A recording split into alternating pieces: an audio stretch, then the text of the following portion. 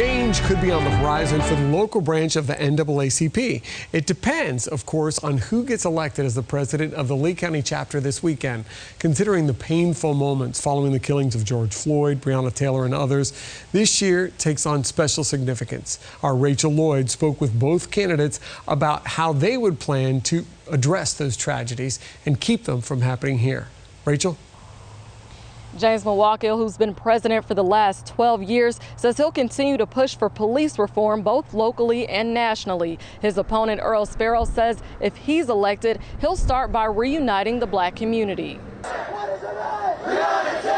Calls for justice. Summer 2020 was filled with national protests after the police killings of Breonna Taylor and George Floyd. The protests have died down, but NAACP President James Muwakkil says the conversation has not. Black people are talking about George Floyd because we are George Floyd, and you still do have your knee on our neck. He spent the summer meeting with local law enforcement agencies in light of the Floyd and Taylor cases. He's running for re-election this Saturday, and he says those meetings are still at the top of his agenda. After taking office more than a decade ago, some say it may be time for a younger face to lead the organization. He says they need someone with experience to lead them. The young people have been very instrumental this past summer. Keep that protest mindset, but also understand that you got to come to the table. He says he's working towards policy changes like requiring local law enforcement to wear body cameras and accountability on a national level. Earl Sparrow is running against Muwakkil. His goals are aligned to protect black people, but also to change the mindset of Southwest Florida deputies and officers. And get rid of this mentality that I got to make it home. Somebody making it home is going to be me.